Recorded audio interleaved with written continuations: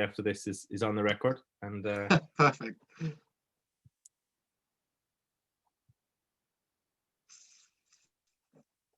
Hi, everyone. Hello, folks. Good to see you all popping in there. We're going to give it another minute or so before we formally start, just to make sure that there's no stragglers or everyone's gotten comfortable.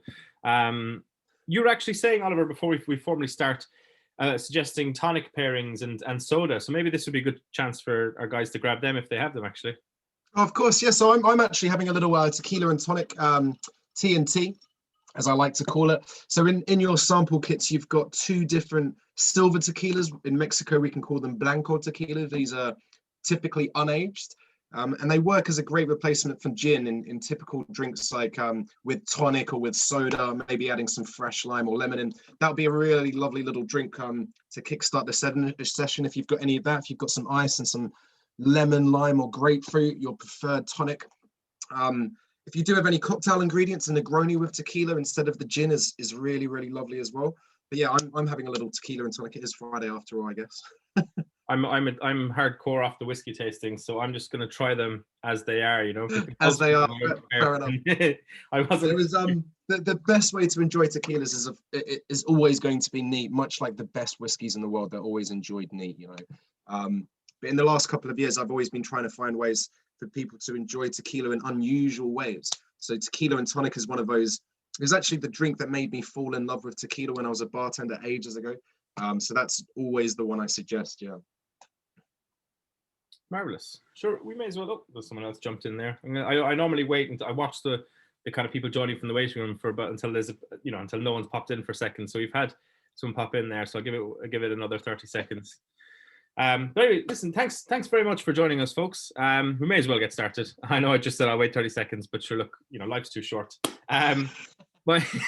My name is Luke. I'm the general manager down at the Celtic Whisky Bar and Larder in Clarny, County Kerry. For those of you who are joining us for the first tasting, we're the world's largest collection of whiskey, and we're the largest whiskey bar in Ireland. We've got 1,500 different whiskies.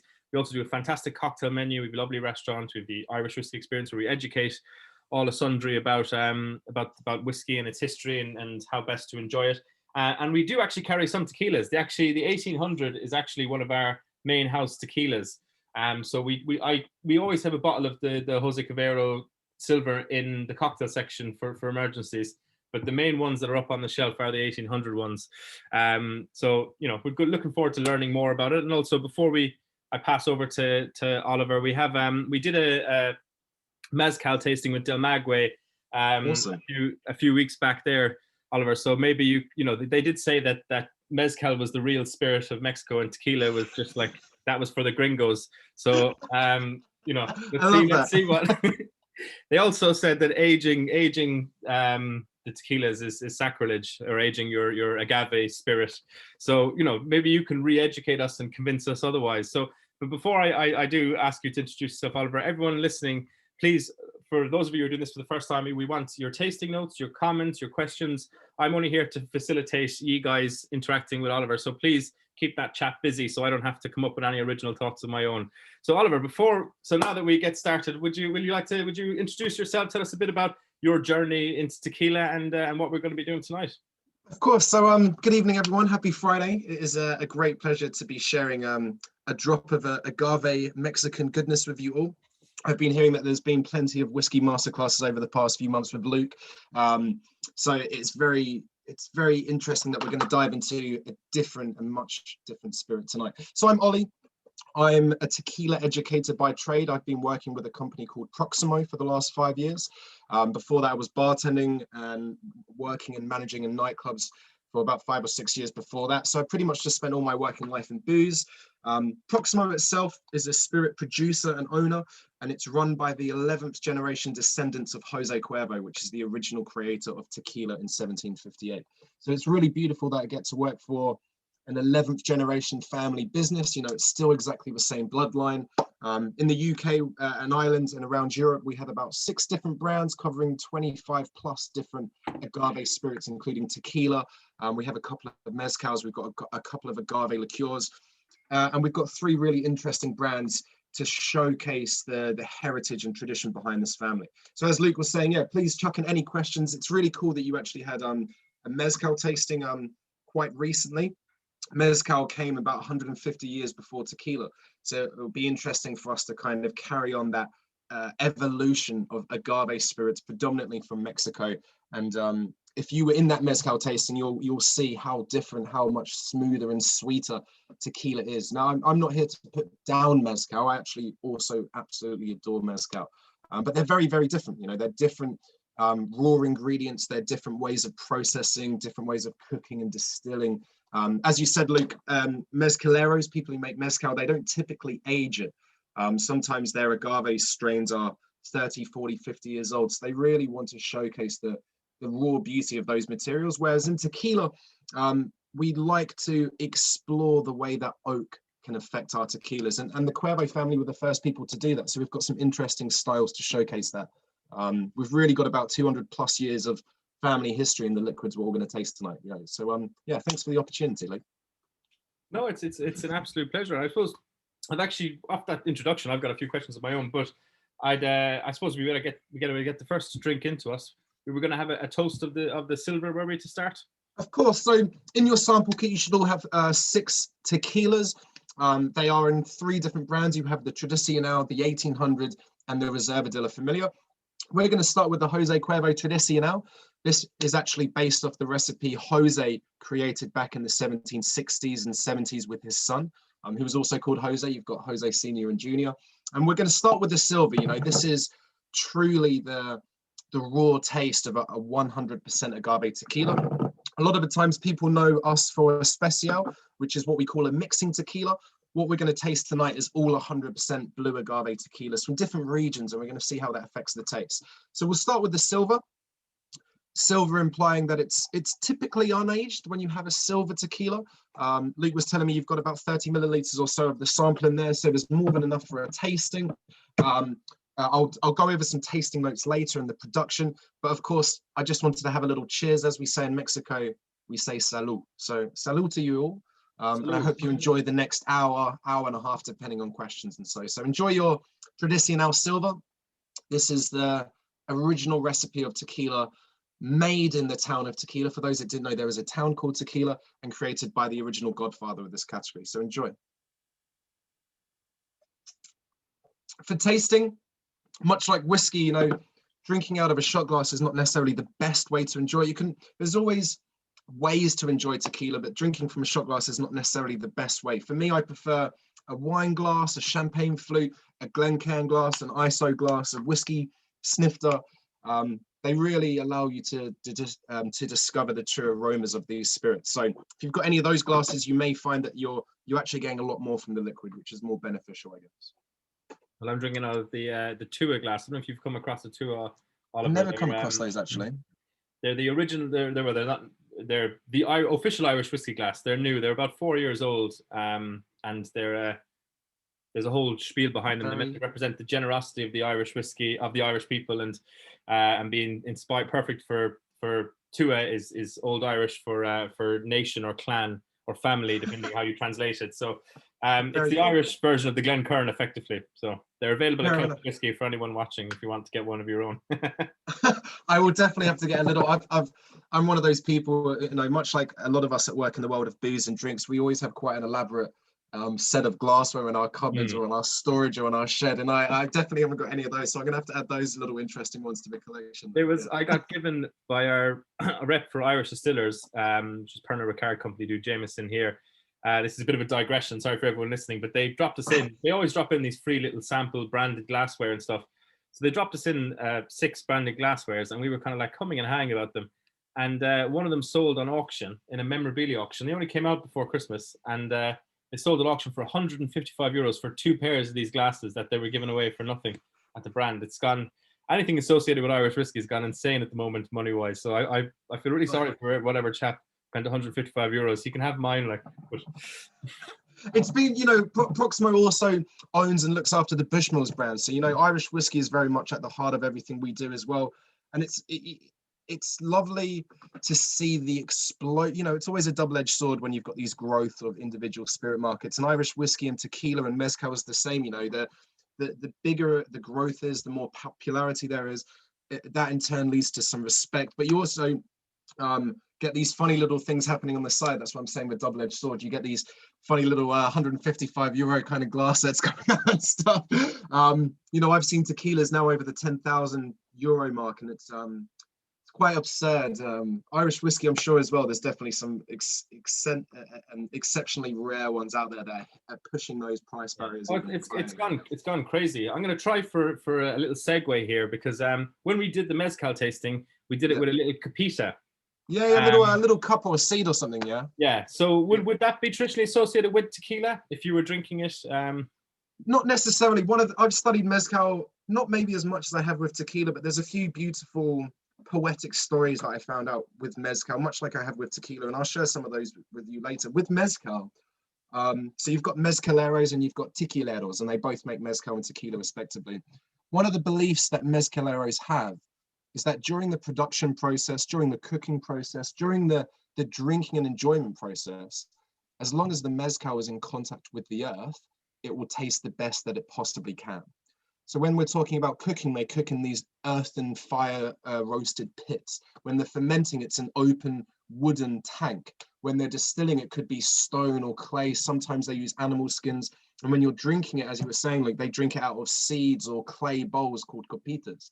So as you can see, you know, it's always, that liquid's always in contact with the earth. Tequila did take a lot of inspiration from mezcal. In the first 50 years or so, it was directly made in the same way. There's just a few differences, i.e. as in the raw material.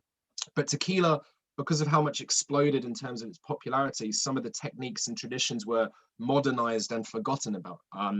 But mezcal is definitely like the more poetic side of agave spirits, whereas tequila is the modern, cleaner, slightly more approachable side because of its certain techniques that it uses. Yeah. But yeah, those little cups are beautiful. If everyone hasn't got any copitas and you've got some mezcal, you've definitely got to get some of those little clay bowls. They're lovely because they soak in the mezcal as well. So the longer you have them, the more flavors are eventually going to be imparted into the mezcal, which is a really beautiful experience as well. That was a complaint we got, because you pour out your mezcal in anticipation, getting everything ready for your tasting, and you come back 5 minutes later and it's gone. Very true as well. Another belief of mezcal is typically it's bottled around 44 to 46%. Tequila's around 38 to 40% ABV. So with that higher strength, of course, it's going to evaporate a little bit quicker over time. But it's, as I said, it's the more poetic side. You know, it's a bit more artisanal in its production. It's a little bit of a slower process. Both of them have their pros and both of them have their cons. You know. Well, I'm sorry for dwelling too much on mezcal, because I'm sure our folks at home are like, we're here for tequila, andale. So andale, exactly. So, well, the final thing I'll say about mezcal for today, I'll probably say one or two things later. Tequila is a type of mezcal, and this is one of the misconceptions that I come across a lot in the world of tequila and agave spirits and mezcal in general. It's kind of the relationship you have between brandy and cognac. A cognac is a type of brandy. It's just much more specifically produced with a specific type of grape in a specific region of Western France. Tequila is the cognac in the mezcal world. And mezcal is any agave spirit in Mexico, whereas tequila is one strain of agave in 5 particular states in central Mexico. So it's that's how I like to showcase the relationship. A tequila is a mezcal, but a mezcal is not a tequila. So a great thing to remember in the future when you're discussing that with your friends and things like that. But yes. So how exactly is this tequila silver, the Jose Cuervo silver produced? So the Jose Cuervo Tradicional Silver, so all of the ones we're having tonight, as I said, they're 100% agave. So when we're looking at alcohols and spirits, all of them have their unique raw materials. We're using a plant called agave. Behind me on the screen is the heart of an agave, which we call a piña. Piña in English translates as pineapple, and it literally looks like a giant pineapple. And 100% agave tequila means that we're only using this plant to make this particular spirit. We label it tequila because it was inspired by the town that Jose Cuervo created it in, which was called Tequila. It's in the state of Jalisco, just above the middle of the country, about a 3-hour drive from the western coast. And we're only using the sugars produced by when we cook this plant. As you can see, it's not hollow. Sometimes people think it's like a coconut. You crack it open, you've got all this beautiful sugar inside. it's more like a potato, you know, that it's got a much more complex form of carbohydrates, a bit more boring, but as you can see, it's not hollow inside. We have to cook it. The plant itself is a succulent. It's a distant cousin of aloe vera, so it's not a type of cactus. The Tradicional Silva, we wanted to showcase the pure aroma characteristics of this particular raw material. And we harvest these from a rich volcanic soil. We have a volcano in the middle of our fields, and the agaves that grow there create typical aromas of freshly cracked black pepper, lemon peel, like the oils you get from when you peel a lemon. They're very earthy. As I said, they're very citrusy, but they're very smooth. They're very mouth-watering, and that kind of comes from the blue agave itself. So it's a very lovely tequila to start with. Silva tequilas, we usually class them, well, I kind of typically class them as an aperitif. So if you're having lunch or dinner, you know, it's the best way to start your dinner. It gets the appetite going. And tequila's an upper, you know, it's one of the only alcohols regarded as an upper and not a depressant. It really gives you a little bit of energy, and hopefully that will continue until the end of the masterclass, you know. But yeah, the Silva's fabulous. Earthy, citrusy, great for mixing, great on its own. No, it's definitely gone down easier. I don't want to jinx the tasting, but I was a bit worried about the first one because I think unfortunately, like a lot of people, you know, your first experience with tequila isn't sipping it in a glass like this, you know. So, but it's actually gone on really easy. And that black pepper and lemon peel, I definitely get that. Yeah. For me, it's the two biggest characteristics, and as well, this is an unaged tequila, so the primary taste, the primary aroma is cooked blue agave. For us over here, you know, there are some wild strains of agave. You see them in garden centers and outside big, beautiful buildings in city centers. But those strains are not the ones we use for tequila. So it's sometimes relatively hard to convey and get people to understand what this cooked agave smells like without taking you to the distillery, you know. Our distillery is, you can go and visit the field, you can see the ovens, and once you go there, the smell of cooked agave will always stay with you. And there's a beautiful little thing we can do now. If you've still got a little bit in your glass, this is we're going to do a little sacrifice of tequila, and this will showcase to all of you what cooked agave smells like. You know, the taste of cooked agave is coming through in the liquid, but to understand what it tastes like, we have to do a little sacrifice. So in your glass, this is something I learned in the distillery in 2016 October when I first went. I just pour a few drops onto my hand. If you all like to join me, this is a great way to check for the quality of a lot of different alcohols as well. You know, wash your hands with it, but don't smell it yet, and I'll explain what's happening. So as you're washing your hands with it, your body temperature is essentially hot enough. It allows the alcohol to evaporate. And when the alcohol evaporates from a spirit that's made 100% from cooked agave, that ingredient behind me, then after the alcohol is left, the only aroma left on your hands is the ovens, what our distillery smells like. So take a little smell of your hands, and this is what cooked agave smells like.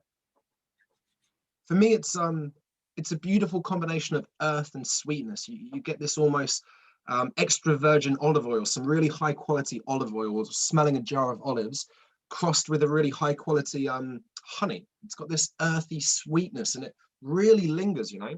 Obviously, in today's kind of global situation, this is probably a great way to sanitize your hands as well, right? But Luke, are you finding these olive honey kind of aromas on your hands? Definitely. That mixed in with my hair gel as well. So my hands mustn't have been totally clean.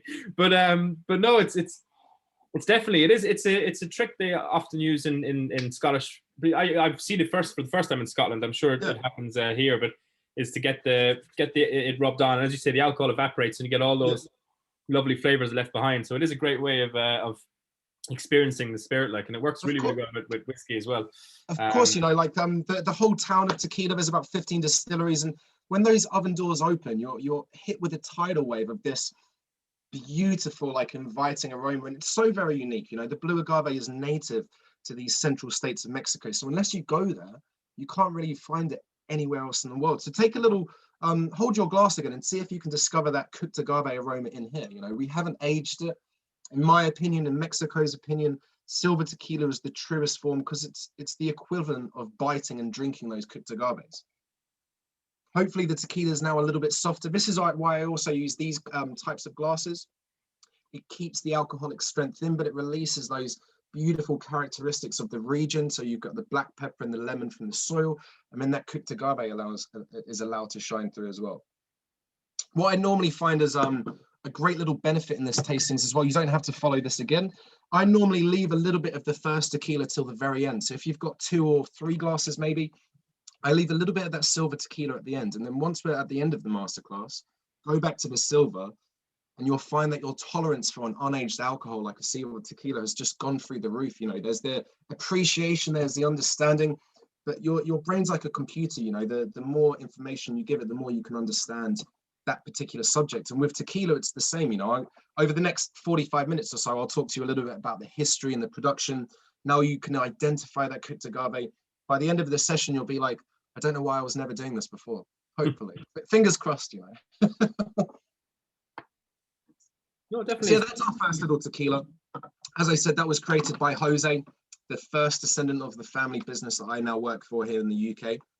I pretty much represent the entire UK. I travel around hosting tastings, masterclasses. My bread and butter is talking to bartenders and getting them passionate about our brands. And in these sessions, we usually start with a little bit of history. So, Luke, with the Mezcal session, did they tell you much about the Aztecs or pulque or any of the origins of that particular spirit? They definitely didn't go back to the Aztecs. They did talk about I suppose, you know, indigenous traditions and populations, but they didn't go all the way back to, from my memory, unless I drank too much mezcal that night. Fair enough. It was very much about the communities and the idea that they source, you know, these communities were making it before Del Maguey ever came along, and they're still, all they do is basically purchase it off these communities, and that was their whole ethos. So each one was unique to the local town and the population, and that was the idea, rather than going back to pre, you know, colonial invasions and so on and so forth. You know, it's almost like the mezcal version of fair trade. You know, it's getting a fair price for the people that really at the very roots of the spirit, in terms of the harvesters, the farmers, the producers, the distillers, the blenders. Del Maguey is a really beautiful company to follow, and as you said, you know, they look at single villages, single varieties of agaves, and it's if you haven't discovered mezcal yet, I'll definitely suggest that brand. As I was saying, when it comes to the history of tequila and mezcal, respectfully, the story really starts around 2,500 years ago. And I'm not going to talk for the next 5 days on this subject. I'll try and give you the real condensed version of this story. But as I said, we're really talking about the ancient civilization and the ancestors of Mexico, which was the Aztecs. The Aztecs were an incredible, incredibly curious and inventive race of people in Mexico. They used the agave for so many wonderful everyday uses that are still seen and present in modern Mexican life. Before they realized you could make alcohol with it, it's recorded that they were the first civilization to use the plant behind me to turn into alcohol. But they used it for many other useful things as well. They could use the fibrous material inside for making clothes, thatching huts, making ropes. Of course, incredibly useful items. They used it as a form of medicine, emergency source of food and water. The agave is great at soaking up water in the wet, rainy season. But alcohol was really the purpose of our session, I guess. And they were the first civilization to make an agave alcoholic beverage, and it was called pulque, Pulque. Pulque is essentially a fermented alcoholic beverage. So fermentation is where we're using yeast. It's what we use to make bread, beer, champagne, wine, and the basis for making alcohols to make into spirits like whiskeys, rum, and tequilas and mezcal. Now, the Aztecs, they didn't know what yeast was. They didn't have that level of science or understanding or knowledge or microscopes or anything like this. They believed it was some type of transfer of magical energy. And this pulque, what they did, the plant, they would cut a little hole in the top of the plant, and all the juice would start to collect in this little pool. And over time, over about a week, the yeast present all around us, it's called wild yeast. It lives in our skin, lives in the air. It would ferment that sap, that sugary liquid, into pulque, more like a beer, if anything. It was around 5%. You can still get it today in Mexico, which is great to see in the southern states. It's a little bit cloudy, a little bit funky, a little bit fizzy. And this is really where our story starts. The next evolution, as we were just talking about there, Luke, is mezcal. Mezcal was where the Spanish arrived in the early 1500s. So there was a man in Spanish history called Fernando Cortez. He led a very tiny army of 200 conquistadors, 200 soldiers. And they arrived in 1519, and within 2 years, they conquered Mexico and they renamed it New Spain. This is why Mexicans speak Spanish. This is why it's such a hugely Catholic country. And over the next 300 years, the Spanish ruled Mexico. And this is where distillation was introduced. So distillation is, of course, the process we use to make all spirits. You have fermentation, and then following that, you have distillation. We knew the Spanish were making brandy. The soldiers, the Spanish settlers, the colonialists, they didn't enjoy pulque. It wasn't strong enough. It was, if you do want to taste it, it's almost like leaving a pint of beer in your garden for a weekend and then going to taste it. It's a bit weird, you know, but it's definitely worth trying if you do go to Mexico. There's actually an interesting evolution if you look at it, because I mean it's traditionally believed that the first distillation that took place on continental Europe was brought into Spain by the Moors, and they were distilling for medicinal purposes, and then it gets passed on, and the first, it's brandy that's, I suppose, the first type of alcohol that's distilled by Christian Europeans, because they're distilling their wine, they're distilling grapes in like Basque and Catalonia, that northern Spanish French borderland. So then to think that the Muslims brought it to Spain and the Spanish brought it into Central America is a fascinating idea, I suppose, in lots of ways. Yes, it is. It's a fascinating story, you know, and it's when you go that far back and alcohol's involved, it's very hard to pinpoint accurately the origins or who and where and what and why. But it is interesting to see. I always find it funny how alcohol was, again, one of those great unintended discoveries, and it originally was used for medicinal purposes or for perfumery as well, you know, trying to extract these really strong concentrations of aromas and things. And then nowadays we just turn it into tequila and beer and things like that, you know. But it's a wonderful part. Any country has a wonderful connection to that alcohol, you know. Every country in the world really has its roots in alcohol. It doesn't even have to be for drinking purposes, you know. It's a fascinating little part of history, that, I guess. Yeah, well, I suppose it's the first thing we you know, even before we were Homo sapiens, we've tried to find fermented fruits and change our brain chemistry. So alcohol is the you know, it's something innate to the human experience. And it's interesting what you were saying about anyone who's familiar with the story of alcohol in Ireland will know, and like Puccin, what you were saying about they didn't understand the yeast. It was the same in Ireland with the distillations. They didn't understand what was going on, so they thought they were literally pulling this spirit from the other world, like, you know. And in the it's apocryphal, but in Puccin, you're supposed to throw the first bit off the still over your shoulder as a sacrifice to the fairies, because they've given you this spirit, so you need to be thankful and throw some back. That's what people did traditionally. What they didn't know is the first cut off the still is obviously high in methanol. So they're actually so if you were greedy and tried to take the fairies' spirit, you had adverse effects. You know, you went blind or you went mad because of the methanol in your alcohol, and you believed you just robbed from the fairies. So everyone threw away the first bit. So it's amazing how this folklore and tradition springs up on two continents, you know, in civilizations that never connected, you know. But there you go. Another digression. I apologize.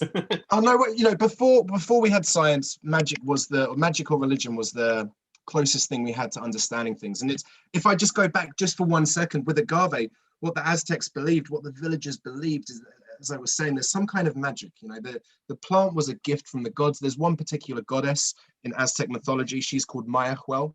She's still revered today in modern Mexican society. There's a beautiful mural of her in the town of Tequila, in the town hall, in the courtyard.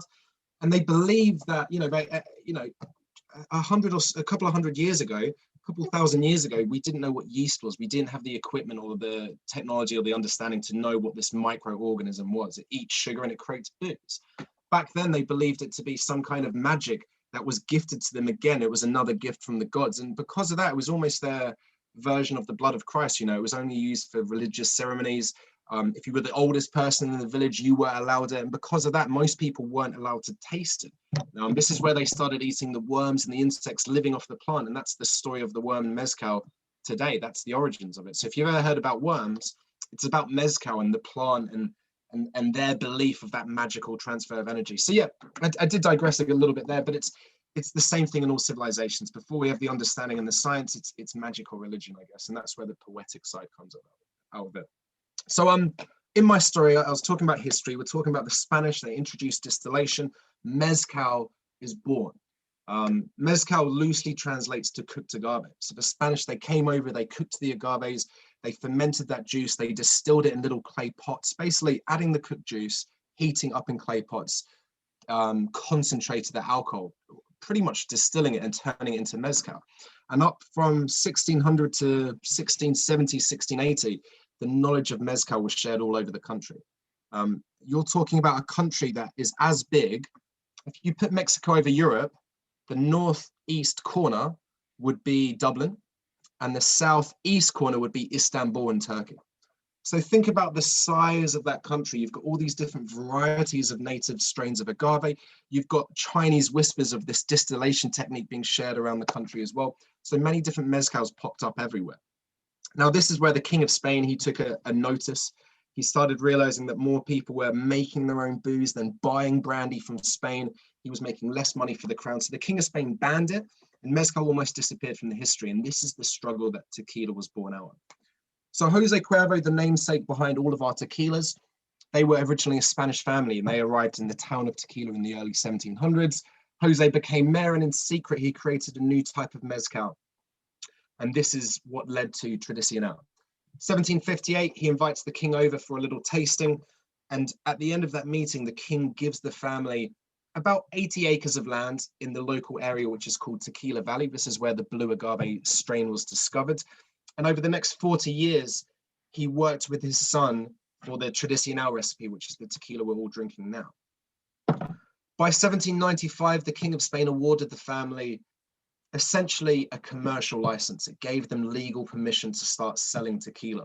And by the year 1800, we were actually, tequila was running off our stills. So let's go into our second little tasting and taste a bit of 1800 silver, okay? 1800 Silver is currently the world's most awarded tequila brand. We launched it back in the mid 1960s, late 1960s, but the year is what's important. And that was the year tequila started running from our stills. So 1795 is what you have above Jose Cuervo. On the label of Tradicional, it says established 1795. The birth of the family business and the birth of the category of tequila itself. And by the year 1800, we started to sell our tequila within the country of Mexico. So pour yourselves a little dram of the 1800 Silver. This is also completely unaged.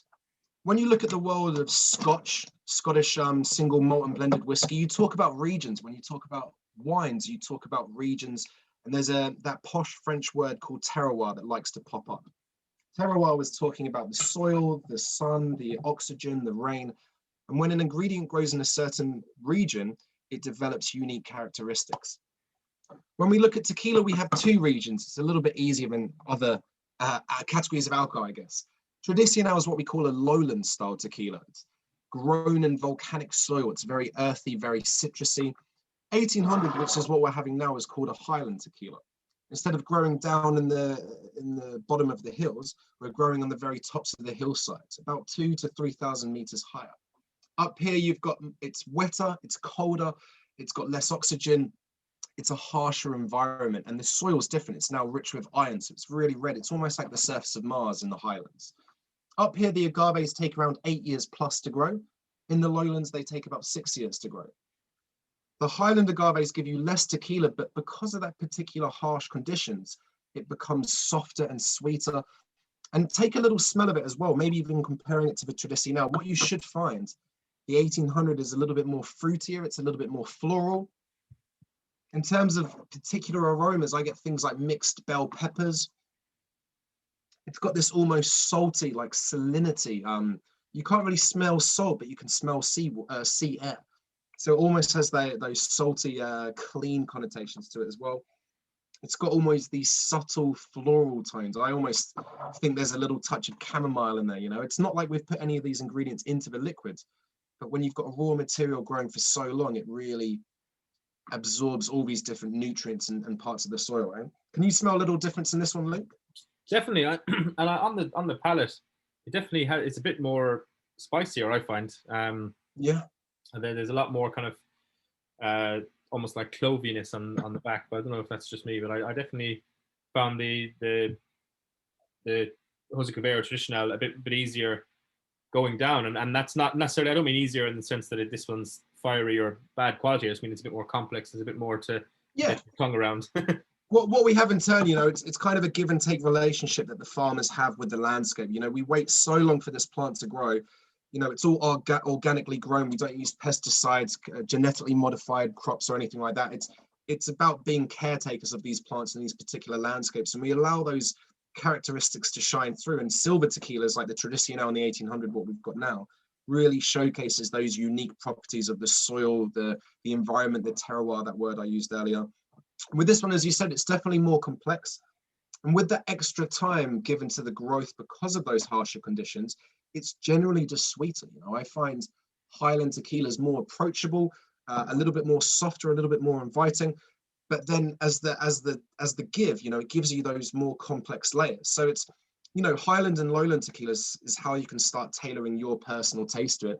Some of you in the group may prefer the more earthier, bolder, citrusy, peppery tones of the traditional Lowland style. Some of you may prefer the Highland. So it's interesting to see how we can start appreciating how the region affects the flavor as well. So 1800, tequila starts running from our stills. By that mid-century, we started to mature our spirits in oak as well. And this was something, as you were touching on earlier, Luke, this is not really done in the world of mezcal. Mezcal really wants to showcase the taste of the agave. In tequila, we have the silver styles for that. But when we looked outside of Mexico in the mid-1800s, the family was realizing that more of the world was consuming spirits neat that were matured in oak. Whiskies, rums, brandies, other fruit spirits, armagnacs, cognacs. The reason why people were drinking them neat is because, and they were drinking them more neat than, say, gin or vodka, which was typically mixed and still is now, those flavors were softened and sweetened by the addition of oak. And so the family realized there was a gap in the market and they started to age their tequila into oak barrels. So about the 1850s, 60s, we started to mature our tequilas in oak, and we developed what we now call reposado tequilas, which translates to rested. So they're rested for about 2 to 12 months in oak, which sounds like a very short time. I definitely reckon the whiskeys you've had over the last couple of months, Luke, are nowhere near 2 to 12 months. Well, what we learned in the in our mezcal tasting, what was claimed anyway, this is the wonderful thing about doing these tastings, because every brand has their own spin on things. So you know, you have to find the truth within it all.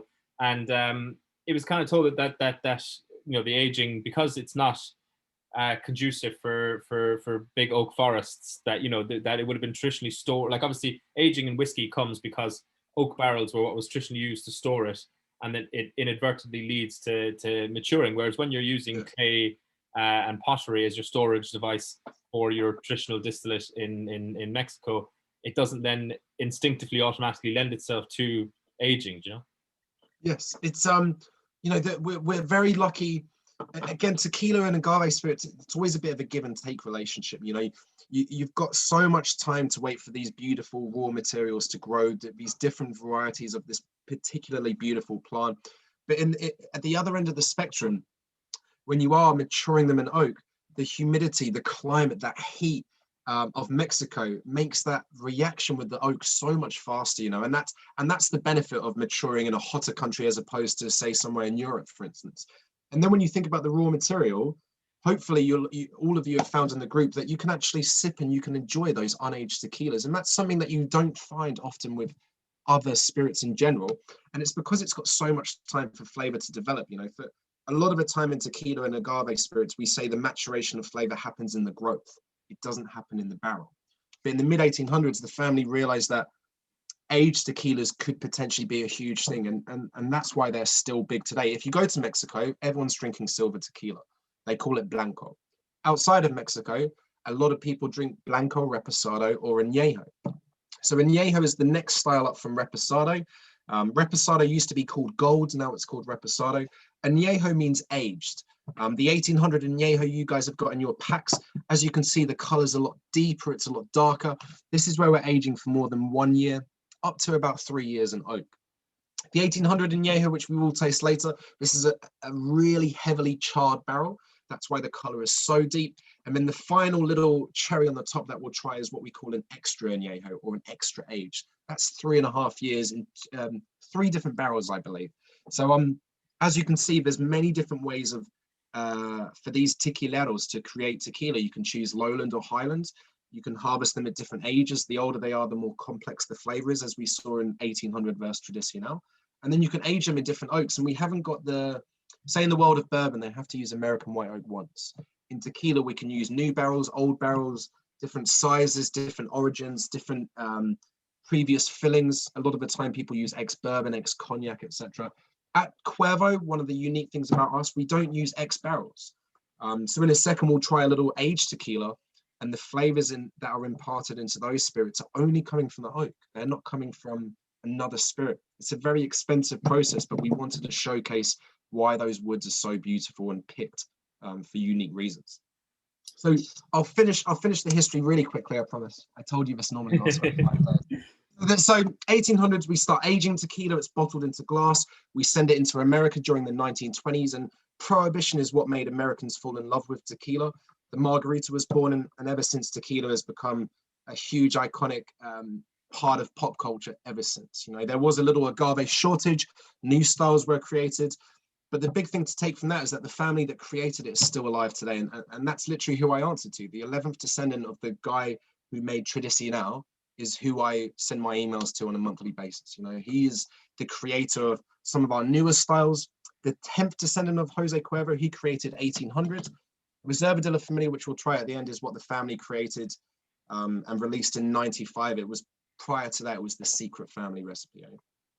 So would you like to know a little bit about production, and we'll go into tasting our next tequila? Yeah, and as we come into that, I just finally the group chat woke up there, and iPad says, apologies, I don't have a name attached to it, but it's up as iPad. Oddly, I find the second one smoother, but maybe because my palate is adjusting, and Ian agrees with that. So that's good and interesting feedback. I definitely, yeah, I'm actually, I don't think, even now, having finished my bit of the 1800, I'm actually not so sure I did find it smoother. Again, I'm not saying that's a bad thing, but I didn't, but there you go. What I'd like to say at this point as well, when we're doing tastings, it doesn't matter if I'm talking to bartenders or I'm talking to people that have never drunk tequila neat, it's the same fact regardless. And what I like to say is your sense of taste, your palate, your mouth, these senses here are as unique to you as your fingerprint is. So some people in the group will find that the Tradicional is softer or smoother or sweeter. Some people may find the 1800 is smoother and sweeter for those reasons as well. You know, some of us may pull out lemongrass. Some people may find out there's jalapeno. Some people may or may not have even found that black pepper or lemon that I found earlier. So it's very interesting. I love to do these tastings because everyone's got their own point of view, because we're all so unique. We're all human beings. We all have unique senses and way that we analyze and examine food and drink, you know. So it's very interesting, but this is why I like to discuss it at a deeper level with tequila, because I want people to start tailoring their approach to tequila, what suits them. You know, there's one tequila for everyone. We've got 25 in our portfolio, so hopefully there's at least one in there for everyone, you know. Yeah.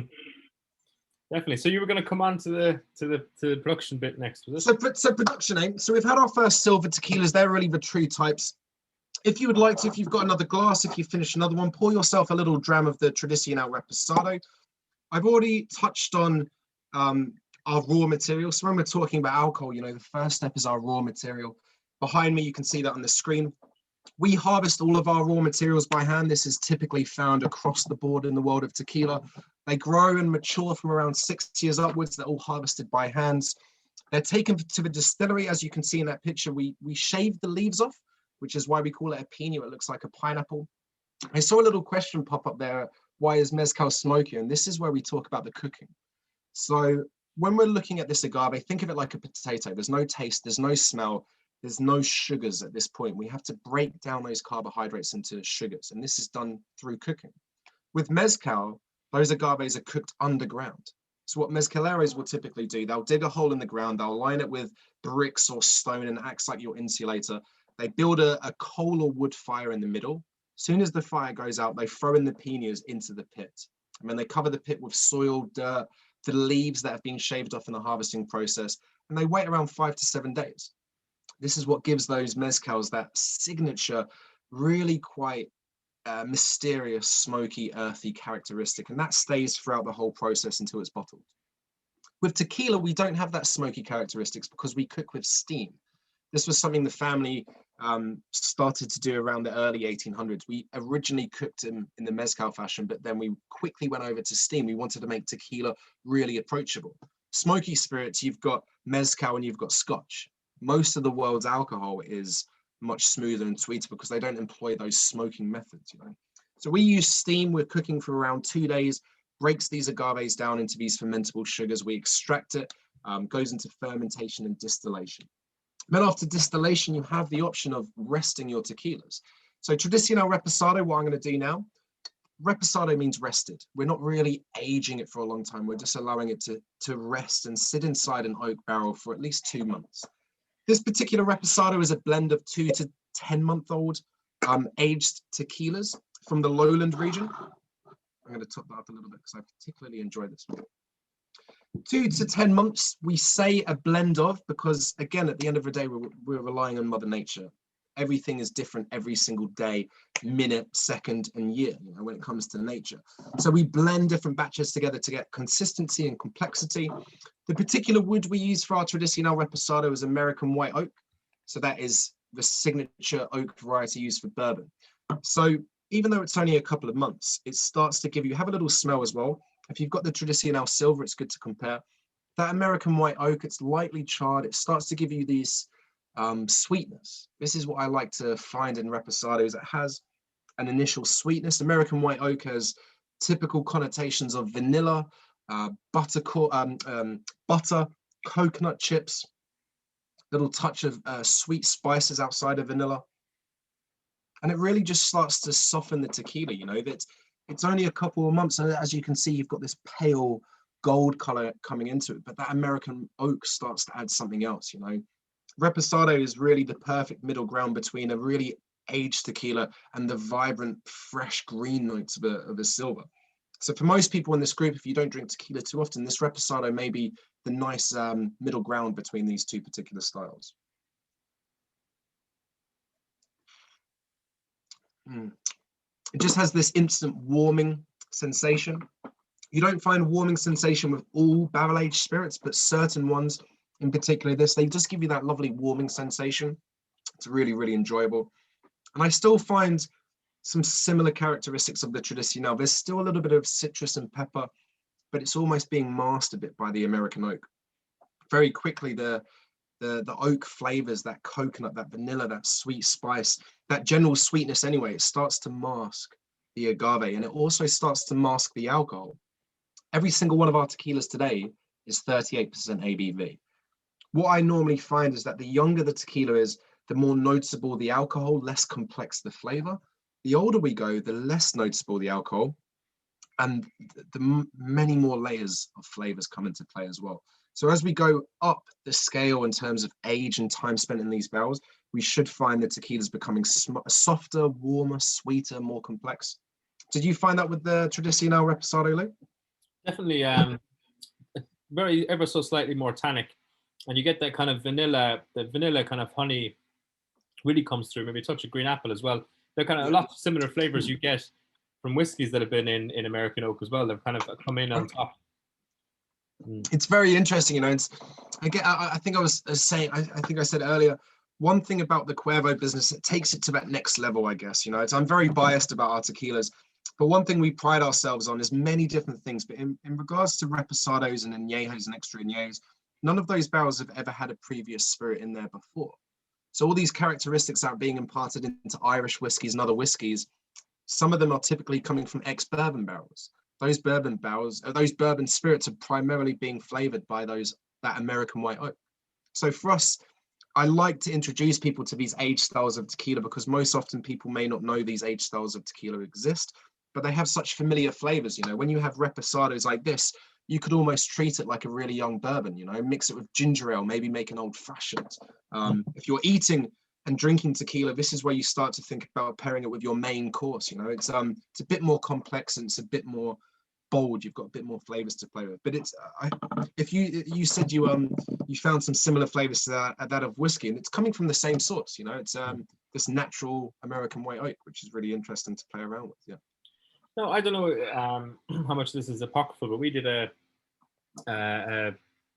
margarita masterclass back in, must have been last August or July with Julio Bermejo, I think it was. I can't remember. Julio Bermejo is the creator of the Tommy's Margaritas. Margaritas, yeah, exactly. He's the rock and roll legend, man. He's like he was brilliant. Freddie Mercury of the tequila world, yeah. Mm-hmm.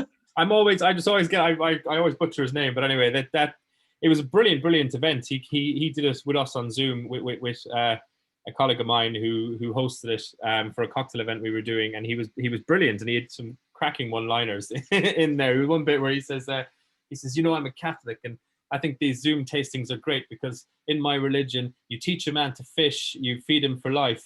And and you know that's what he was implying, that's what we were doing with these margarita kits over Zoom. We're teaching you to fish. But he touched on the history, and I can't remember if it was him on the Zoom call or someone touched on the fact that it's the Mexican-American War that brings the exporting of tequila and the aging of tequila, because these areas were like, you know, obviously part of Mexico in what would have been, now Texas would have been northern Mexico. So Mexico was being exported north, and obviously America came south in the sense in the first becoming an independent state and then joining the Union. And eventually it opens up these trade routes into the rest of America. And it's only with that connection comes aging, was mentioned. I can't remember if it was by him, but it was definitely discussed on the session. And I just wondered if you could touch on that, and how is it the tequila world being opened up internationally, and obviously bourbon, American oak, that exchange in woods that's driving these things. Because obviously you don't associate clay vessels being exported up to, you know, Michigan or wherever, like, you know. I was Julio. What you mentioned, what Julio said there is very poignant, very true, and it's the Cuervo family. Again, I always talk about them because that's who I work for. But they were one of the first people to realize how big that market could be, you know. And there was definitely a big crossover of culture. America and Mexico are neighbors, you know. There's always that kind of tug of war between them as well. But the family really wanted to target America, and the biggest tequila market in the world is not Mexico; it's the USA. So, and that's today. That's Americans drink more tequila than Mexicans do, and it really goes to show that the family had that foresight to realize how big and potential this market can be. And you know, when you're talking about aging, and when you're talking about America, you're talking about bourbon and rye, and further north you've got Canadian whiskeys. During Prohibition, barrels of tequila were being smuggled over the border, you know, and they were slowly maturing in that time. So it's wonderful to see how that relationship developed and built over that time. You know, the margarita was either created in the States or in Mexico. So tequila, when tequila and you're talking about Mexico and America, they go hand in hand. You know, they always like to kind of share their cultures. For instance, we just had earlier in the month, we had Cinco de Mayo. There was a lot of Mexicans in the 60s and 70s in America, and they were like, how do we get more Americans loving our culture? All they seem to know about is our tequila. And Cinco de Mayo in Mexican history is about a battle between the Mexican and the French at the Battle of Puebla in 1862, I believe.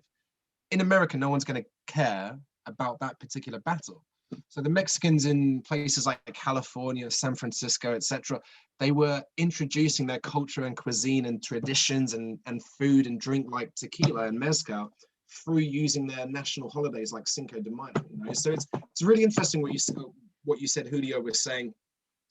He is probably one of the most influential cats in the world of agave, and maturation was the next big evolution. You know, it was very interesting to see how that started to get more people interested, because in America you're drinking these aged spirits. Once they got yeah.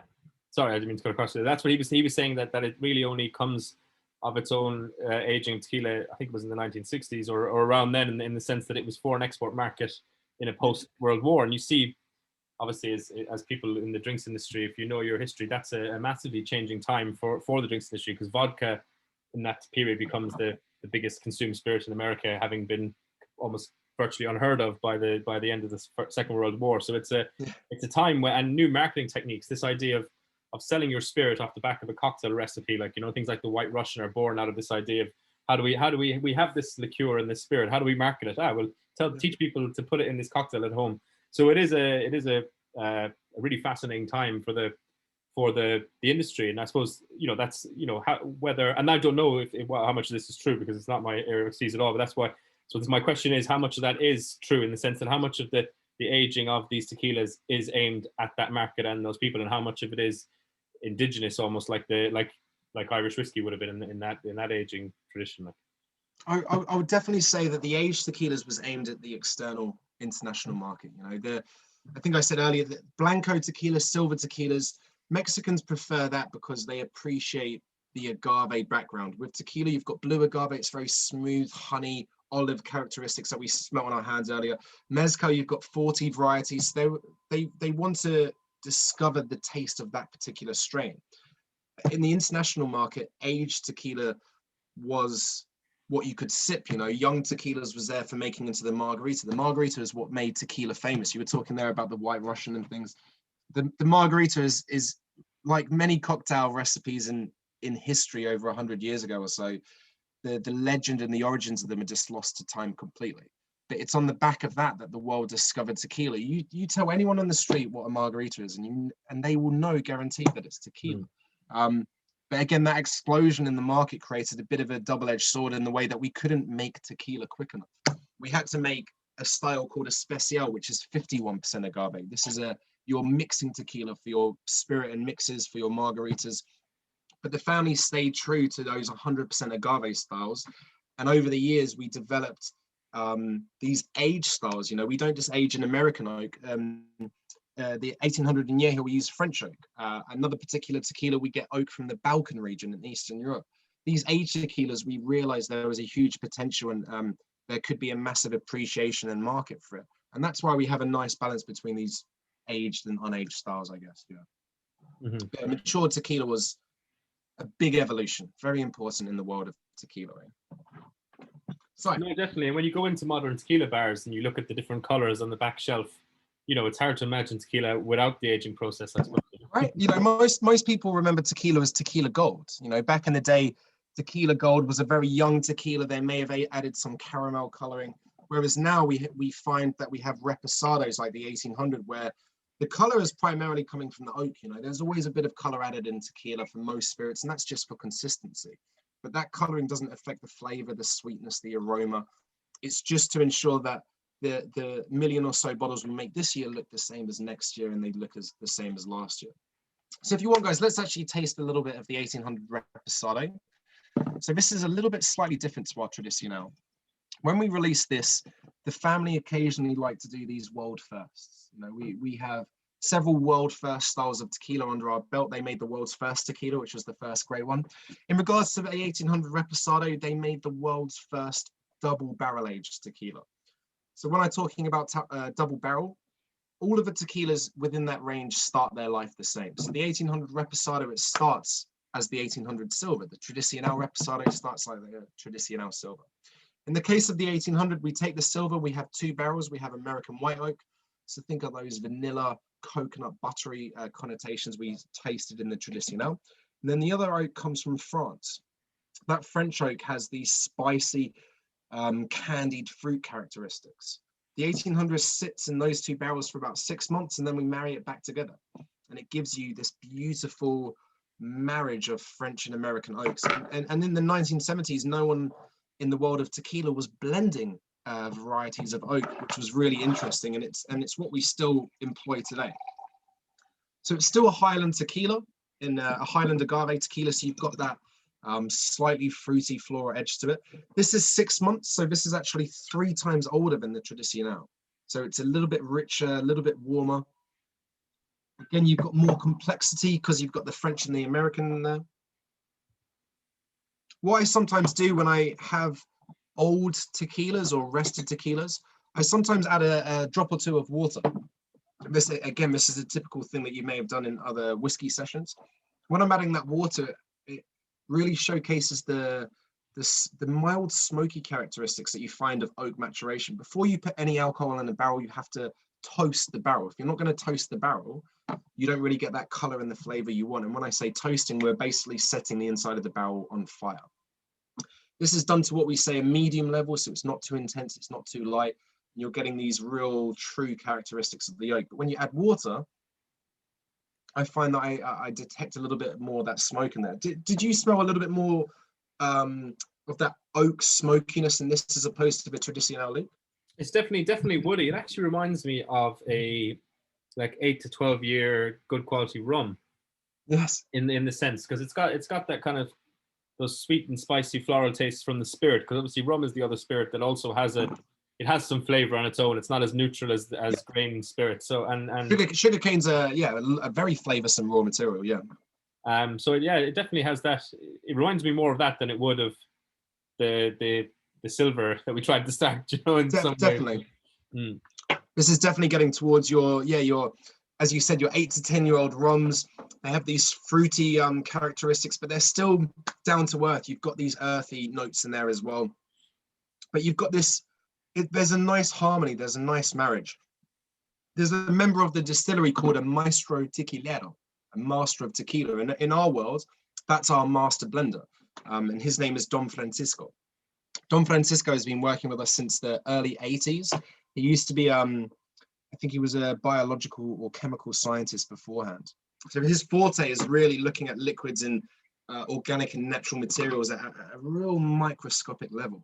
And his job, as I said, is to blend different barrels together to achieve a harmony and consistency and complexity. And this is one of the recipes that he ensures today tastes like how it did in the 70s and the 60s, but it still has that complexity that you couldn't just find in a 6-month-old American oak aged tequila or a 6-month-old French oak aged tequila. There's a beautiful little balance between them.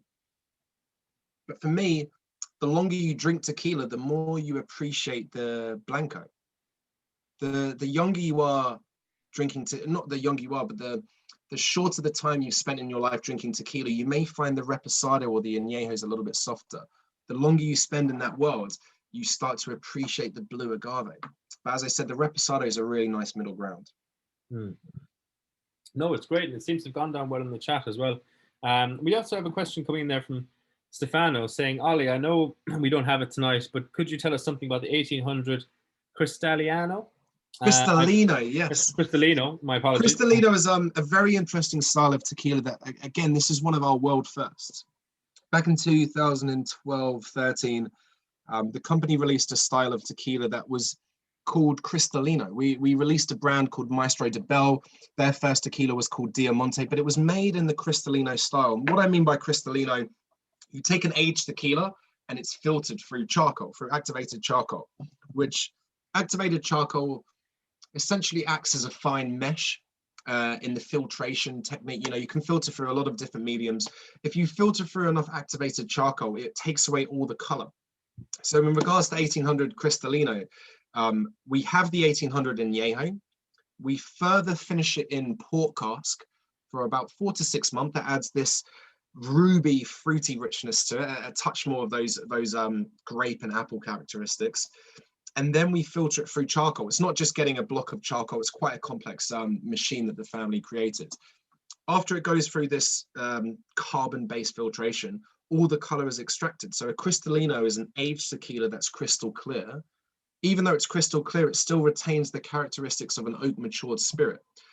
Something else happens in the filtration process, which during that process, it takes away a lot of the heaviness that can come from a very oak matured spirit. When it sits in barrels for a long enough time, it develops these tannins, this bitterness. So filtration removes the color, it removes the bitterness, and it really highlights the sweetness.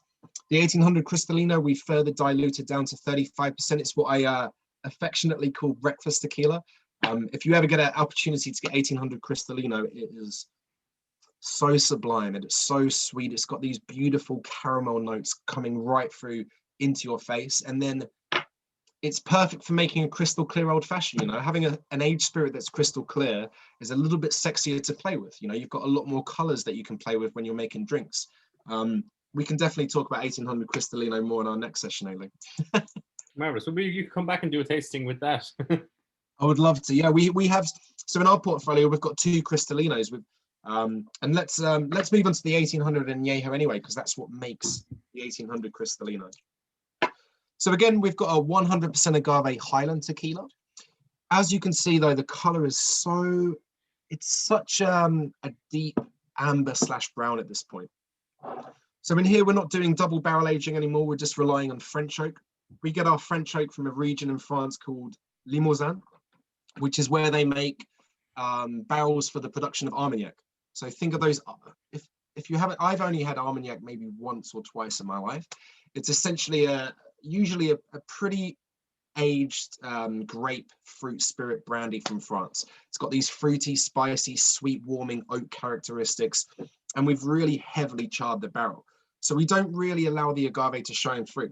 If you pour it into your glass and smell it compared to any of our silver tequilas, you'll note that cooked agave, that smell we found on our hands, the honey, the olive oil, all of that smell is gone. At this point, the tequila has almost evolved into something completely different. You know, there's an incredible amount of spice and oak toasty notes on the nose. The agave has completely disappeared.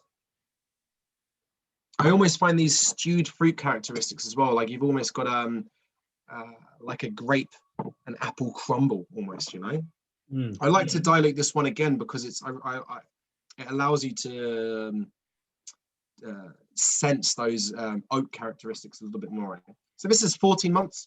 This is just over twice as old as the 1800 Reposado. For me, this is the perfect finisher to your dinner or your meal. This for me acts like your digestive. You know, it really helps. A digestive is what helps with aiding in digestion. You know, this is at the end of dinner. Perfect little ways or perfect little ingredients to pair with this. I always find it pairs perfectly with coffee. An espresso martini with 1800 Añejo is unbelievably delicious. One other thing that I like to talk about is the Aztecs, as you probably guessed. The Aztecs also cultivated cacao. Cacao beans is what makes chocolate. Now, the Aztecs, they didn't make tequila, they didn't make chocolate, but they cultivated and utilized agave and cacao for many different beautiful purposes. So a dark chocolate, maybe a 70 to 80 to 90% dark chocolate, have a sip of the Añejo, have a little nibble of dark chocolate. I'm a smoker. I sometimes have these little cigarillos from Mexico. That for me is the perfect way to finish your dinner on a really high note. You know, it's really rich, really warming, and the flavor just the finish just tends to keep on going. But it's not a tequila. For me, it is tequila, but it doesn't taste like tequila. And this is why the family were aging an oak to develop and grow these other characteristics. You know. No, it's really nice. I mean, I do get lots of kind of coffee and chocolate, lots of pastry notes in there as well. It's quite interesting. Damien Tierney in the chat asks, why is tequila not aged as long as whiskey? So really good question. I would say two primary reasons. The first is that the development and the growth of flavor happens while the plant is growing. And that's why, as you could hopefully find, whoever asked that question, when you were drinking the silver, you found it palatable, you found it smooth, it was sweet. It may be a bit harsher compared to the Añejo because it's unaged and the alcohol is more noticeable, but we really already have a wealth of flavor to work with, you know, and that's what makes the agave, not just the blue agave, but the agave a really unique material and ingredient to work with when you're making alcohol. The second reason is that it's the climate of Mexico. Think about the Irish and the Scottish climate, you know, they're two of the biggest producers of global whiskies. Think about the climate of Mexico. When it's colder and you've got alcohol sitting inside a barrel, the speed of reaction between that alcohol and the oak is a lot slower. So when I talk about the reaction, I'm saying that the oak gives that spirit, it gives it color, and it gives it flavor. The hotter the climate is, the hotter the warehouse is, or the hotter the environment is, the climate, the faster that reaction takes place. So the faster the color is imparted, the faster that the flavor is imparted. So you've got that double answer there. You've got a lot of flavor to work with, so it makes the unaged tequilas, the silvers, really flavorsome. And then you've got hot climate. So you could, as we're tasting now a 14-month-old tequila. Imagine a whiskey that was at 14 months. It would be detestable almost. But it's the climate, you know, so it's give and take. You know, we wait a long time for the ingredient, but if we do decide to age, it could be a matter of months. It could be just over a year. And that's why it's a funny little relationship we have with tequila, but that's why it's so young, I guess, compared to whiskeys. Yeah, but good question. No, it's a great question. I mean, like the tradition in North America as well, in terms of bourbon, wasn't there for long maturations. Like traditionally, bourbons are very short time in matured. The big, expensive, fancy aged bourbons you find nowadays are a response to the popularity of aged scotches on the market. So it's only like the Pappy Van Winkle 25s exactly. Or something like that. Yeah. That just tastes like you're chewing on oak. They didn't exist until the late 80s, early 90s. The bourbon producers looked at the market and they looked at the premium end of the spirit market and they said, what are people drinking? Oh, it's 25-year-old Macallan. Well, let's have a product that has an age statement on it to match that. And that's where it comes from. It's not part of the the tradition, and it doesn't necessarily lend to the best flavors, you know, because it's, you know, they're using virgin oak and the climate You is might as well be very, biting into the barrel, you know. exactly. Yeah. I mean, they're not necessarily bad, but for what you pay for them, they are bad. Right. Do you know what I mean? That's one of the easiest ways that spirit producers, regardless of what alcohol category are, one of the easiest and most obvious ways to add price and value is time. You know, the longer it takes to make, i.e. the longer it takes to mature, and the longer you give it, you know, 25, 50 years, etc., the more valuable it's going to be because it's had that time behind it, you know. I would say when it comes to tequila, the oldest tequila I've ever drank is about 6 years. If you aged any longer than about 7 or 8 years, unless it's a really, really old barrel and it's been used hundreds of times, it would be undrinkable because of how fast the maturation process is. If you had a 25-year-old tequila, you would spit it out because it would just be like licking a burnt piece of wood. There's no agave. We already noticed 14 months in, there's no agave. So imagine this 10 times older. It would be really detestable. I've never really seen anything older than about 7 or 8 years. You know, it just doesn't really exist. You know, even if they are starting to age mezcals now, but they're a lot younger than what we find with tequila. Tequila's a little bit smoother and sweeter, so you can mature it a little bit easier than mezcal, which is a little bit more intense. But yeah, it's a funny, maturation in tequila is a funny little subject. And over the years I've spent in the world of alcohol bartending and tequila, the more I see these older tequilas pop up, and as you said, you know, it's just like, okay, let's just whack a 500 euro price tag on it and call it a day. But it doesn't mean it's better. It just means it's older because they've done it for the sake of it. It doesn't mean it's better, you know. Yeah, and Grode in the chat there asks why we're not using our Pachin tradition that way. And I think that's a great point, Grode. I think there's a few different reasons for that. I mean, there is a growth of Pachin at the moment. There's about 20 to 30 different commercial Pachins in the market. And you look at Dave Mulligan with Bawn Pachin. He's big fan of Dave with Ben Pachin, man. Yeah, good friend of mine.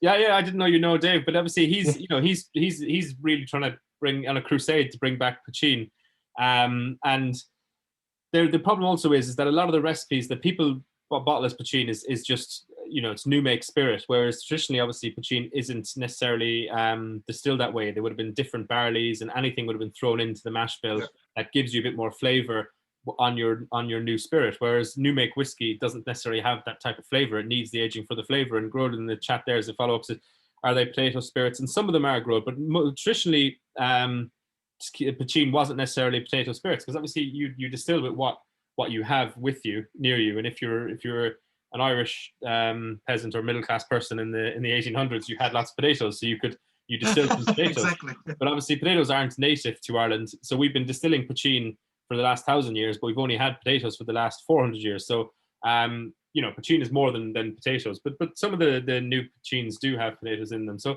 it is definitely something.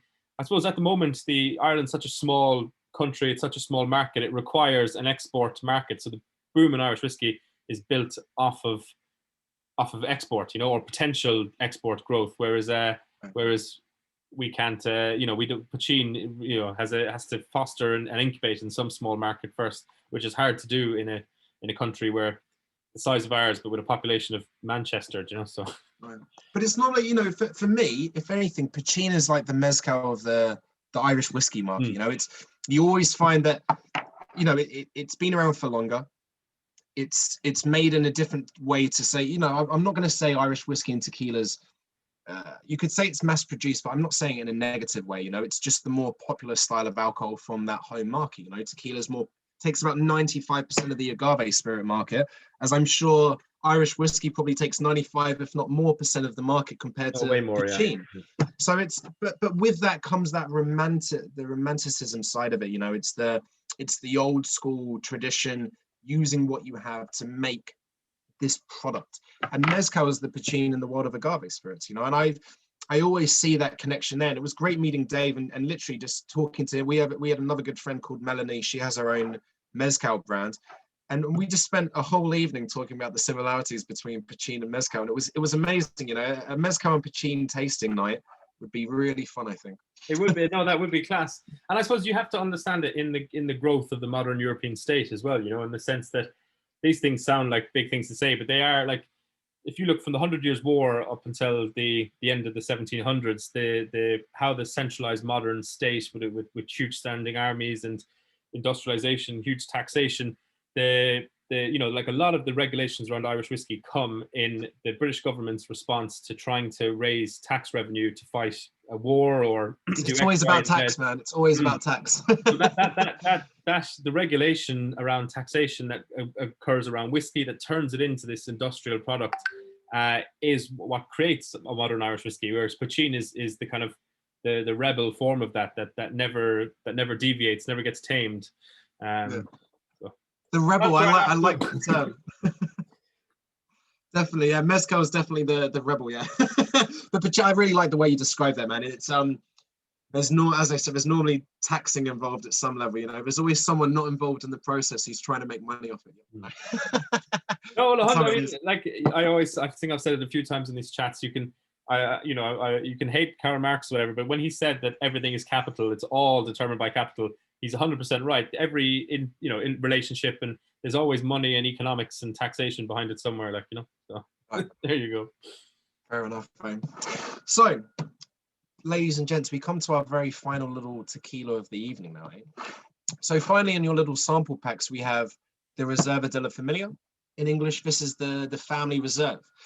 In 1795, we got our license. We started to distill tequila. 200 years later, the family wanted to celebrate that big anniversary of being the world's #1 producer of tequila. And prior to 1995, an extra añejo tequila didn't exist. So at 1800 añejo is an aged tequila. It's 1 to 3 years. If it's over 3 years in oak, it's what we class as an extra añejo or extra aged tequila. Reserva de la Familia was the first marketed extra añejo tequila. And as I said, it was pretty much prior to the launch. The family, there's still in the distillery, there's a beautiful underground brick cellar. It's probably the coldest part of the whole town of Tequila. You go down about 20 feet down these brick steps. You go down to this really beautiful long pine table.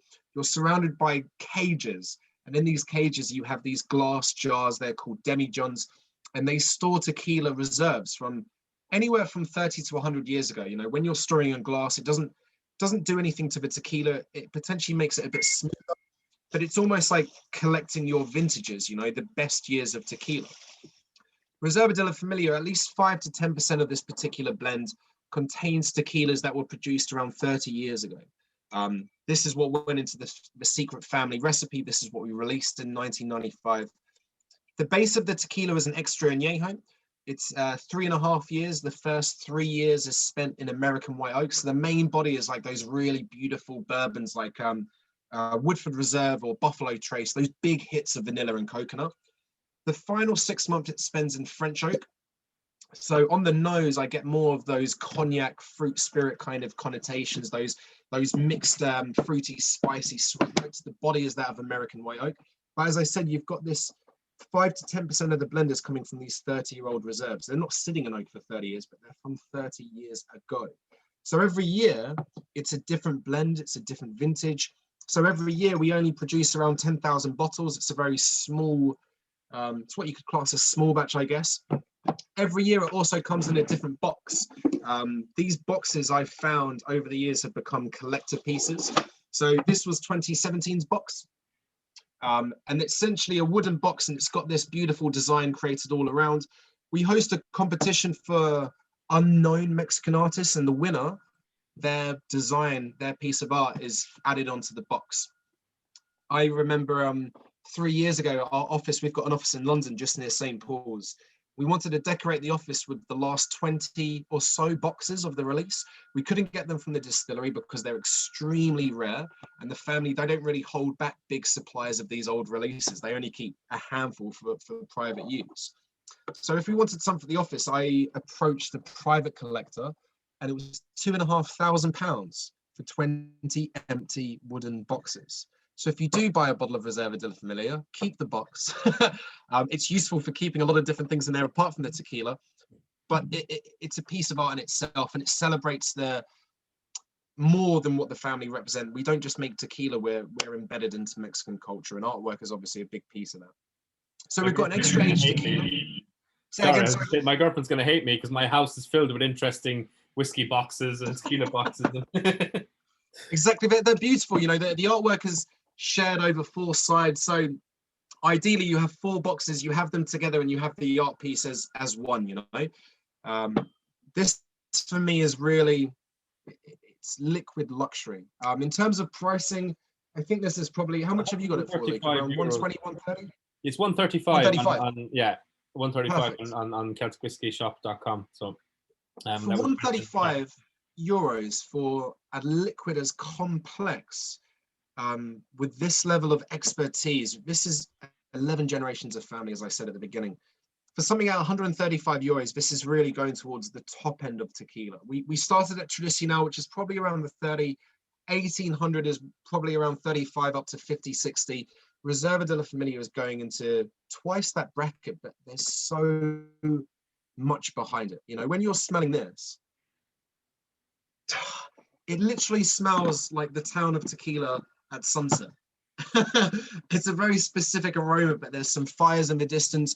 You can smell these agave distilleries, busy distilling tequila, cooking agaves. There's this vibrancy and soul of the town, people coming together. There's always something going on in the town square in the evening. It could be a religious event, could be someone's private birthday, it could be a funeral, could be a get together of friends. And this perfectly captures the town of Tequila at dusk. You know, it's that time of day where it gets a little bit more mysterious and magical. In terms of flavors, you know, earlier with the 1800 Añejo, Luke, you talked about chocolate. I definitely find some big hits of dark chocolate in this one. There's those roasted coffee beans. You're talking about spices. There's a little touch of cinnamon and clove, maybe not so clove, but definitely some cinnamon in there. The oak is really starting to pop out. Those toasted pieces of wood, the staves that make the barrel, they're really noticeable. For me, this is your celebratory level of tequila. This is for when your best friend comes around to stay. Hopefully, you know, very soon all of us are allowed to see each other in person, see our best friends. You know, for instance, I've got a brother in Australia. He comes over, if I'm lucky, once every 2 or 3 years. And when he comes around, this is the bottle I pop. You know, this is the get together of your most dear loved ones. It really is something else. So. Do you know what it is? Has anyone ever had I don't know if you've had Ollie or maybe someone on the chat, but a McVitie's Gold bar. Did you ever have those? I think of is it like the caramel chocolate or Yeah. white chocolate bar? Yeah. I remember years ago I've had those. Caramel white chocolate on the outside and then biscuit in the middle. And my nana used to always have them when we would go over as kids, and I've never even thought about them a day since. And I tasted that and just went into my mind. I was like, oh, fucking hell. It's very interesting, you know, and it's this may or may not be your favorite one of the day, but it's amazing to see how tequila can evolve depending on the oak, the amount of time. If you've still got any of the Tradicional Silver, this is a perfect time to go back to it as well and see how soft it is now. Or if you don't have any left, you can just lick your hands. So. Yeah, exactly. For me, I've left the Tradicional Silver. There's probably about 10, 15 milliliters left in my champagne flue, and I've left it there since 40, 50 minutes ago. The sweetness, that cooked agave, that olive, honey, earthy notes just immediately hits me in the face, you know, and that's why I ask people to leave a little bit of the silver to the end. And the way you're tasting the silver now is how it tastes to me every single day. There's not a single bit of bite from the alcohol. It's just genuine sweet blue agave. Hopefully some of you have found that anyway. No, definitely. I mean, that Reserva de Familia is real quality. I've never tasted anything like that, actually. This is my first time having it. It's really amazing. Really, really amazing. You know, I wouldn't even dare to mix it into a cocktail because it's just utter perfection on its own. You know, you don't really mix and blend those really aged Irish whiskies with anything but they're perfect on their own. If anything, add a touch of water. Sometimes people ask me if adding ice is good. Sometimes you get whiskey on the rocks. For diehard whiskey fans, I find that, you know, it's always a touch of water they prefer to add. And the same with tequila and the same with Mexico. The moment you add ice, it can kill, specifically with tequila at least, it can kill the sweetness that naturally comes through in the agave. And you don't want to get rid of that. You want to make it a pleasant experience. So if anything, in Mexico, sometimes they add water or sometimes they may even leave the glass or the bottle in the fridge. Definitely in a couple months when we've got a bit more of warmer weather, leaving a bottle of tequila in the fridge for an hour just makes it that much more refreshing. The ice I tend to never really add. As you said, the reserve adds something else, isn't it? Like, Mhm. Well, speaking of how you drink it, with because Growth in the chat there says, I like one melty ice cube, and Ian says salt. And I suppose where does that tradition of the so salt and the lemon come from? again, much like the margarita, the origins of this story have just been purely lost to time. One particular story I stumbled upon a couple of years ago when I was talking to a couple of my friends in tequila, I was asking everyone, I was trying to find the source of where did this lime and salt come from? Nowadays, all tequila by law has to be double distilled. It gets rid of, the heads and the tails, the impurities. It makes it an approachable spirit. The majority of spirits, if you're using a pot still, you have to do a double distillation anyway. What I discovered is that about 100 years or so ago, a lot of tequilas were only distilled once. When you distill once, they're a little bit lower in ABV. They're around 30% as opposed to, say, 38, 40 plus. But when you've got a single distillation, they still have a lot of impurities in. Now, back then, we're talking about the 1890s, early 1900s. Tequila was distilled once, and even in Mexico, it garnered the nickname firewater. At this particular time in history as well, Mexico was hit by a huge wave of, I think it was Spanish, not Spanish flu, but something like one of these terrible epidemics that hit the country. And at this point, tequila, firewater, was used as a form of medicine, simply because it made you feel better. Didn't have any healing properties, but alcohol generally makes you feel better. Patients would feel better if they drank their medicine, i.e. firewater, i.e. tequila. Now, at this point, because tequila was so harsh because of a single distillation, there's evidence that points to doctors suggesting other ways to drink their tequila. If I'm going to make you drink your tequila, but you don't like it, how can I get you to drink your medicine? So they would suggest a few things. The first way, have a little bit of salt. As soon as you have a pinch of salt, you are desperate for a drink. It doesn't matter if it's terrible water or fire water like the tequila that was made then. So you have the salt, you then finish it with the medicine, the tequila. And then after that, you've got this particularly nasty taste because it's only a single distilled spirit. So what the doctors would say to combat that, they would say, have a bit of fresh lemon or fresh lime. In fruits like lemons and limes, you have citric acid. Citric acid is great at almost burning or numbing your taste buds if you have it directly. If you eat a lemon, it's incredibly powerful because that citric acid is almost burning your taste buds. So you finish the fire water by having a bit of lime or lemon, and you're almost fighting fire with fire. Now, one of the stories about the lime and the salt is that when Americans were coming over during Prohibition, they were literally flocking over in waves. They couldn't get their drink in America, so they were coming to places like Tijuana in northwest Mexico, discovering firewater, seeing people have the lime and the salt, and they would bring that tradition back with them.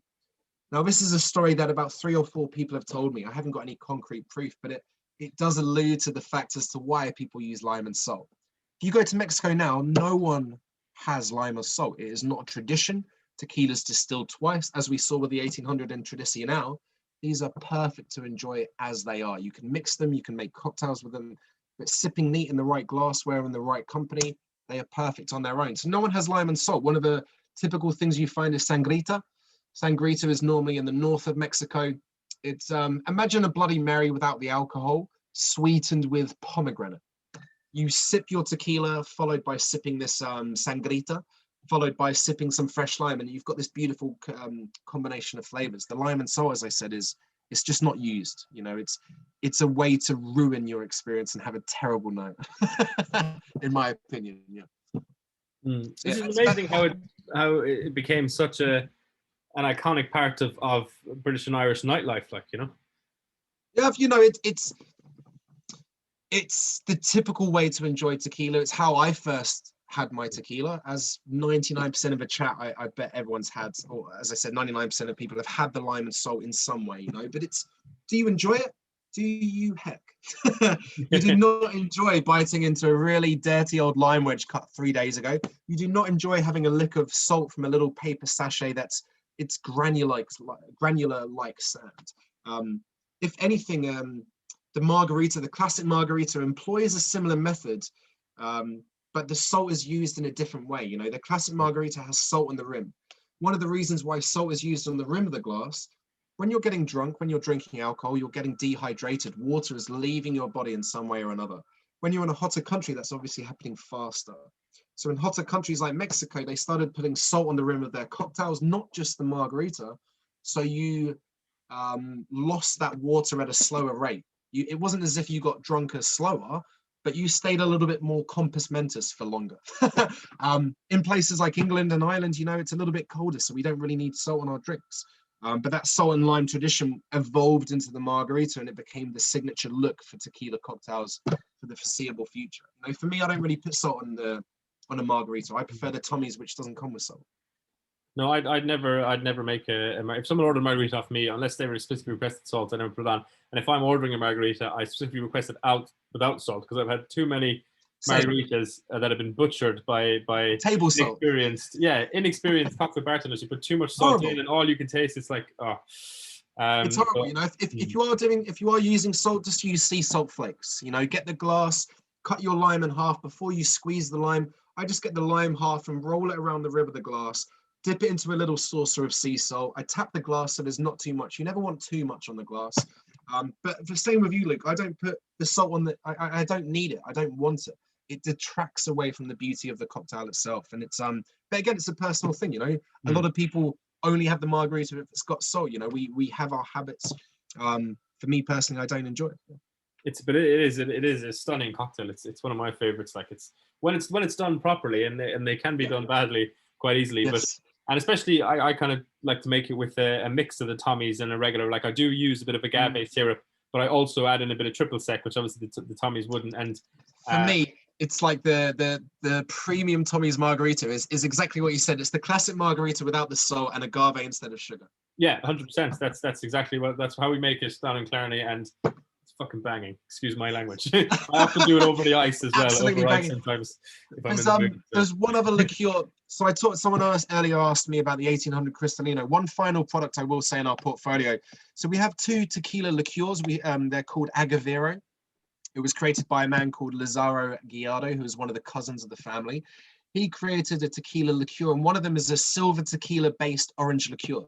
So think about a silver tequila version of a Cointreau. Talk to Seamus at some point. Like, he may have a bottle of Agavero orange, but or have a little Google online or on Amazon. If you are looking at an orange liqueur, Agavero orange is a beautiful way to impart that orange flavor that you want, but it's got a base of Blanco 100% Highland tequila. So if anything, like using agave syrup, it just reinforces those base flavors. No, that sounds interesting. Oscar in the chat says about the tequila, the salt and lime conversation, says this is true. Nobody would have salt and lime in Mexico. Source, I'm Mexican. So perfect. It's not an enjoyable way. You can enjoy tequila however you want, but there's always a better way. And this evening, hopefully, some of you have found those better ways. But I definitely suggest to pair it with food. Pairing it with food is much like wine and other spirits. The blancos go great with your cheeses, cold cuts. Make a deli board with your blancos, or with seafood, oysters, ceviche, reposados, like your younger whiskeys and rums, like you touched on, Luke. They're great with your main meals. Your añejos, like your digestives at the end of dinner. And it's pair it with chocolate, desserts, coffee, things like that. Mm-hmm. No, definitely. And Oscar's got another pro tip in the chat there, saying when making a margarita, do salt on just half the rim. The drink can then choose, and that's a good tip. That is a top tip. Top tip. Brilliant. Listen, Ollie, it's been an absolutely wonderful night. Really enjoyed it. Pleasure. So I hope everyone at home has. I can see there's Damien has got his thumbs up. So good to see you, Damien. Thanks for joining us. And thank you everyone for coming on board. I haven't said this in a while, but I say that at the end of a lot of them, we like Ollie, I'll explain to you that we used to do monthly whiskey take. We do whiskey classes every day in the bar pre-COVID, and as part of the Irish Whiskey Experience, and we do one monthly one where we get a guest in from a brand and do a tasting, and locals would come in, and they were always a sellout. We could only normally fit about 25 to 30 people in the room where we'd have them, so they were always packed. People come in every one Thursday every month, and they were always great nights. And when we did the first one of these virtual ones back in August, it was like basically trying to take that and bring it online. And we did the first one, only had 18 people on it. And we've had ones recently that we've had up to 180 people on these Zooms. So it's been a brilliant success, and it supports, like, it's kept me in a job at a time when a lot of my colleagues, I'm not joking, like, a lot of my colleagues are on the pandemic unemployment payment, and the bars in Ireland are still closed. So, it means a lot, and we really appreciate everyone who buys a pack and tunes in on the night. So thank you very much. And people like yourself who join us for an education as well, Ollie. It's been such a pleasure. This is why I'm still in the job.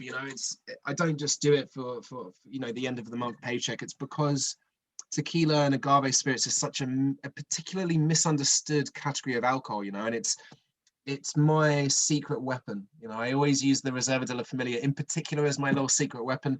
But hopefully, some, if not all of you on the call have rediscovered tequila in a new light. And next time I'm over in Ireland, we'll definitely do a little tasting in person. I'll bring over the Cristalino, the Agavira Orange.